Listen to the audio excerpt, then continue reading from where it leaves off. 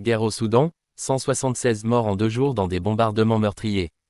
Au Soudan, les affrontements entre l'armée régulière et les forces de soutien rapide, FSR, continuent de semer la désolation.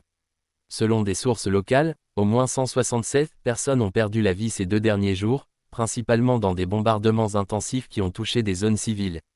Les attaques les plus meurtrières ont été enregistrées à Kabkabiya, dans la région du Nord Darfour. Plus de 100 personnes y ont péri sous des largages de barils explosifs et des tirs d'artillerie. Ces bombardements ont frappé un quartier densément peuplé, entraînant des destructions massives et plongeant les habitants dans un désespoir profond.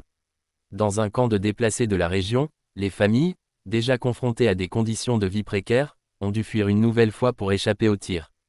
Nous pensions avoir atteint le pire, mais chaque jour amène son lot de morts et de destruction, témoigne un habitant ayant trouvé refuge dans une région voisine.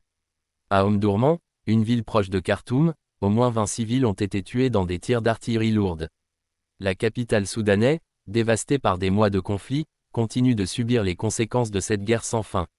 Depuis avril 2023, le Soudan est plongé dans une guerre civile opposant l'armée soudanaise, dirigée par le général Abdel Fattah al-Burhan, aux forces de soutien rapide, FSR, sous le commandement de Mohamed Hamdan Daglo, alias Hemeti.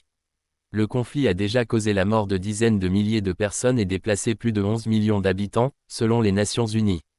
Les camps de déplacés, comme celui de Zamzam, deviennent des cibles fréquentes des belligérants, aggravant une situation humanitaire critique.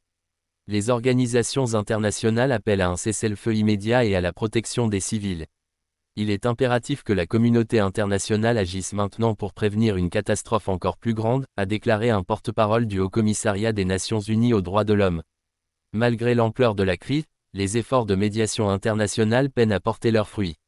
Les appels à un cessez-le-feu se heurtent à l'intransigeance des parties au conflit, tandis que l'aide humanitaire reste insuffisante face à l'urgence. Pour les civils pris au piège, l'espoir s'amenuise. Entre les bombardements incessants, le manque de nourriture, et l'absence de services de base, la population soudanaise subit une tragédie silencieuse. Alors que le monde détourne les yeux, les Soudanais continuent de payer un lourd tribut à une guerre dont l'issue reste incertaine.